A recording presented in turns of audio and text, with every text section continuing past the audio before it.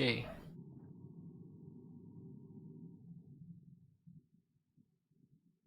Sorry about that. My internet is really, really shitty.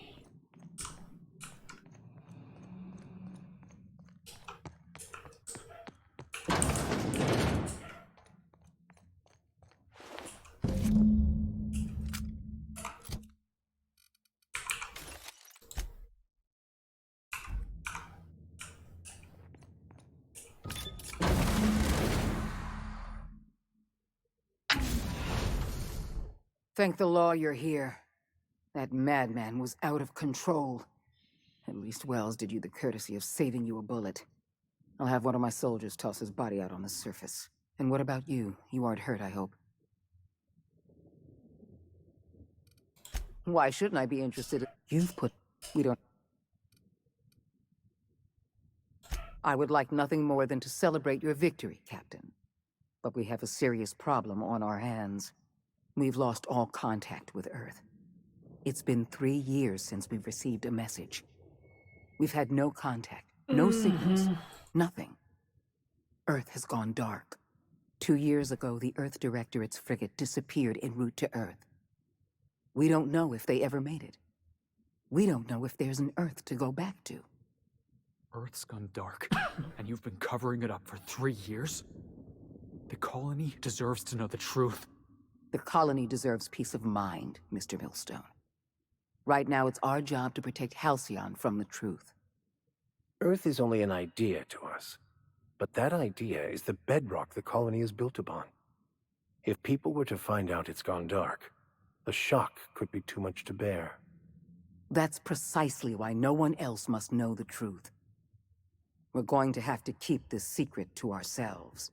We're alone, Captain. That's all I know for certain. Whatever happens to this colony, we're going to have to deal with it on our own. Returning to Earth is not an option.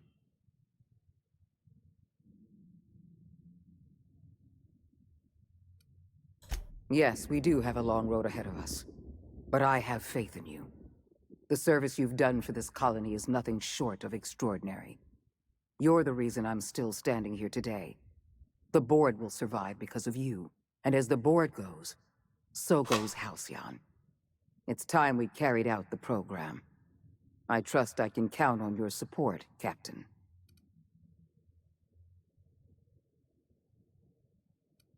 I support your decision wholeheartedly.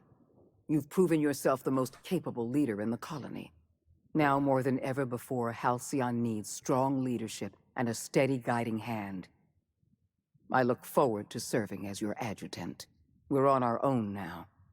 Earth isn't coming to save us, so we're going to have to save ourselves.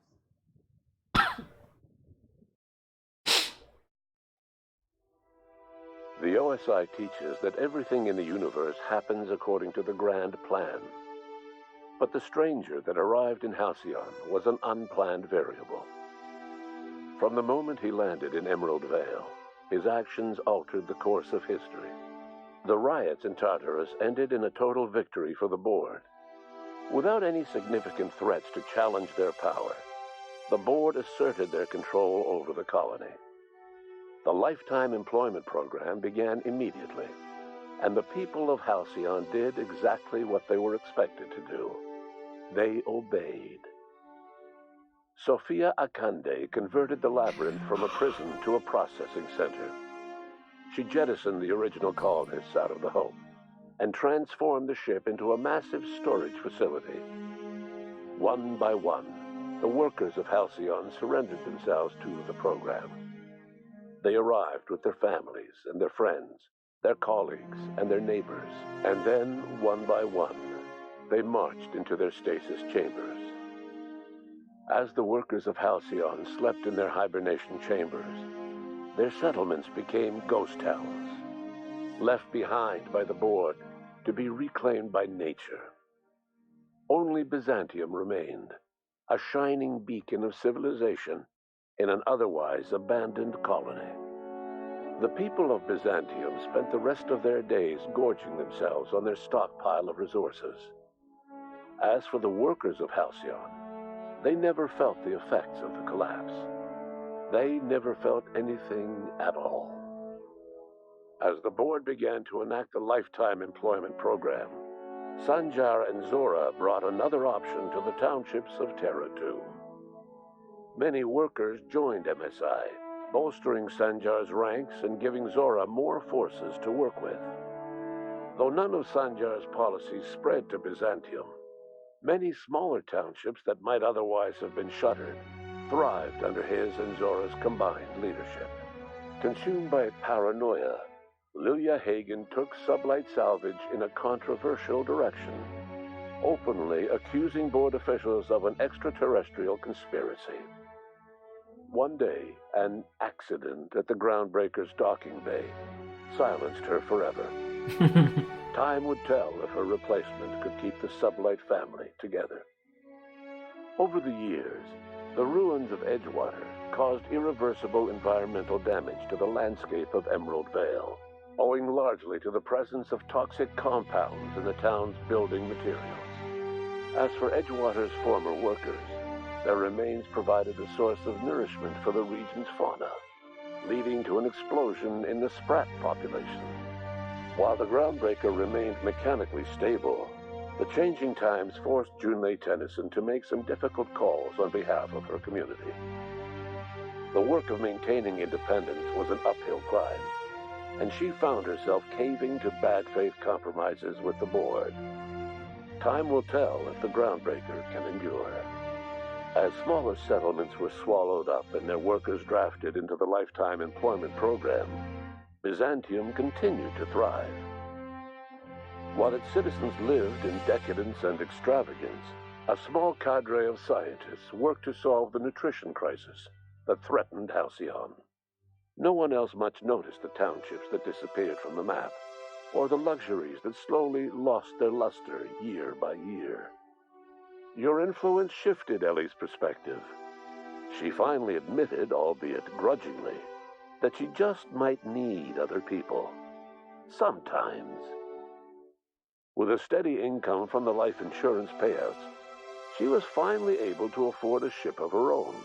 She hired a small crew and flew supply missions to communities on the fringe. Some of them were even legal. As the board reasserted control over Halcyon, Felix came to realize that his life as an upstart rebel had come to an end. The board's victory crushed any hope for a grand revolution across Halcyon. And so Felix, once again, found himself without a purpose in life.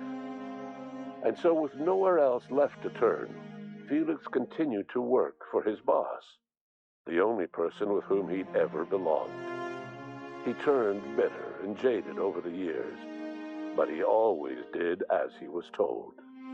As a reward for his part in her courageous rescue, the adjutant invited the vicar known as Max to become one of the leaders of the Order of Scientific Inquiry.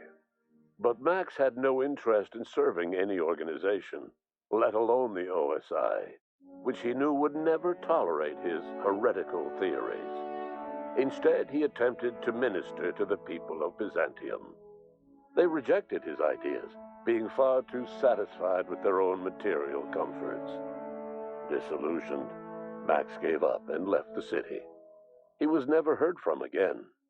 Once the matter with the Hope colonists was resolved, Junlei bashfully asked Parvati if she'd like to join her permanently on the Groundbreaker, and Parvati enthusiastically, if somewhat awkwardly, agreed. As the board began to roll out their lifetime employment program, Parvati was increasingly plagued by dreams of freezing to death and rarely left their shared quarters. Stymied by dwindling resources, Junlei struggled to keep the Groundbreaker afloat. Their relationship couldn't survive the strain. Parvati moved into crew quarters and found work servicing water pumps in hydroponics. Nyoka returned to Monarch to take another crack at making a permanent life for herself. She formed the Charon Group, a mercenary outfit of ragtag survivalists and wilderness experts. Anyone in need of a guide, or just looking to throw back a beer and swap stories, could find her camping on the trail or clearing an infestation. The SAM unit that accompanied you spread awareness of the product line's superior sanitation and maintenance capabilities across what was left of the colony.